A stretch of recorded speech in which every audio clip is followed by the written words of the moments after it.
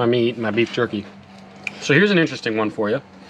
So Blue, my Mazda Speed 3, is having issues with its door locks. I'll show you what I'm talking about. So if we get in real close and I try to block the light so it's not causing weird things on the screen, the button don't worky at all,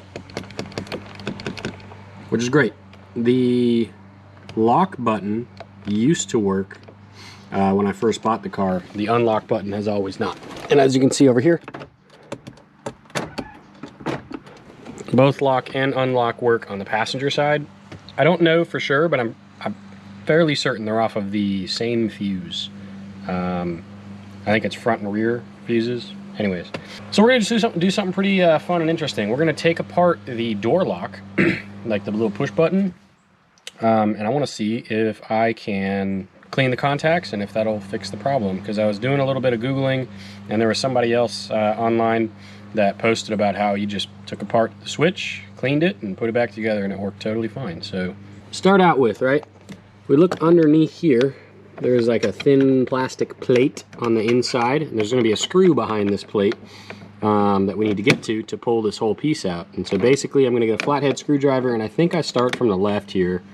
We get a flathead under it and kind of pop it this way, and it should pull that plate right out. So it did come out fairly easily. As you can see, the plate came out. I will tell you though, you're going to want to get your screwdriver right down here underneath on the left side next to the actual latch release, because if you're pulling from the top like I started to, it'll actually get caught on the bottom edge of the door handle release. So don't do that like me, pull it from here.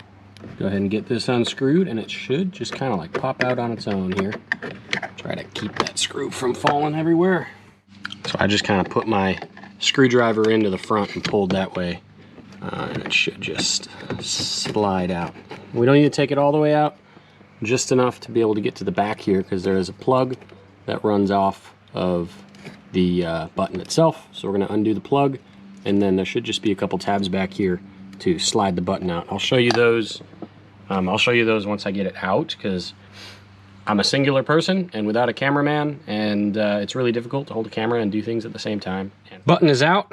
So if you look at the back here, here is the plug itself. It's got a little push tab. See where the blue is? And so if you could push from the back portion right there, it depresses that tab down and allows it to slide out. The button is mounted in like this, and the plug comes straight out through the bottom. And then you have these two screws right here, which is very difficult to get to because this is at quite the angle inside of the door, and unless you disconnect the latching mechanism, which I'm not entirely sure how to do that without taking the whole door off. I don't know if you can, but yeah, you can indeed get to those screws. So how I did it, because I don't have a little fancy Whamadine crazy screwdriver that's all angled and bendy and stuff, you got yourself your little bit, your little Phillips head bit, and a 1/4-inch drive ratchet or a crescent wrench, and it slides right on top just like that.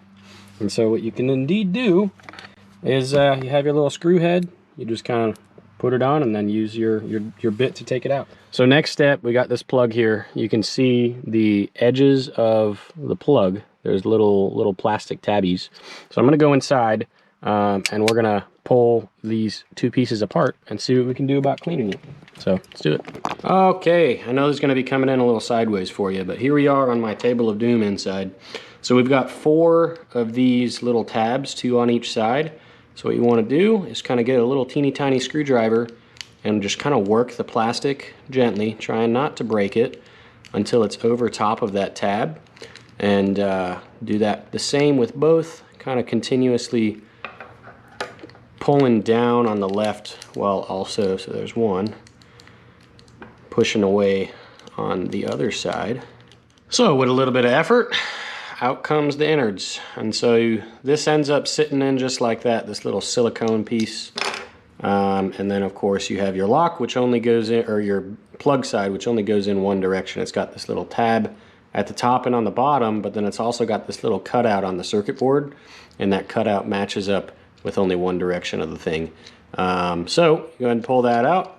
And you have these two contacts right here, one right there and one right there. And those are what are supplying our electrical power. Pull this. And so basically you have this little gold piece that's in here, and when you push the button it goes down and it makes contact with this piece, right, or these little circles here, and that completes the circuit, because you've got one little path for current flow coming up to this little C, and then the opposite C goes to another one, right? And so when this little brass circle comes down and makes connection to it, it closes a connection between those two C's and then allows that current flow, which does the locking thing. Oh, it even says unlock and lock on there. That's neat.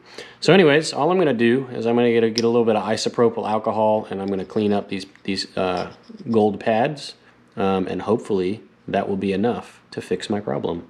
So for those of you that do not just have a gigantic bucket of isopropyl alcohol lying around like I do, right?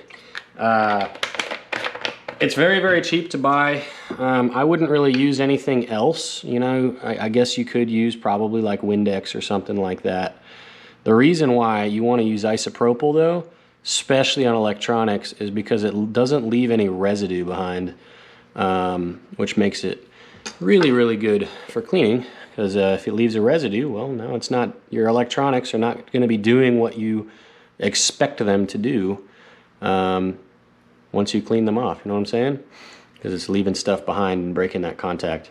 I've got a giant bucket of it because I do electronic type of stuff, soldering and whatnot, aka tiny welding. But for those of you that don't, I guess it's kind of a pick it up at Walmart, or you know, use something else. You could probably use like hydrogen peroxide or something like that. But I don't know. Cool, cleaned those off, plugged it back together. We're gonna go put it in the car and see if that did anything, and if not, I might just need to buy a new one of these.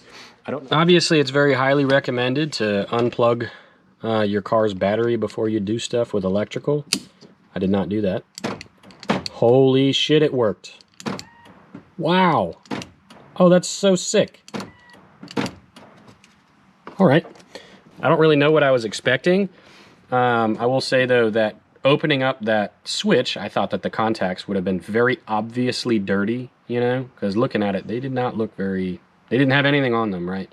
But that's the funny thing about electronics, you know, like I said, using that isopropyl over other things, if it leaves even the tiniest amount of residue, it can break that contact, and there you go. Sweet, so that's an easy fix. I'm gonna go ahead and button up the door, and that's a wrap for this maintenance thing. As I'm sure y'all were able to figure out, putting it back together is exactly how it comes apart. I hope you guys found this at all useful.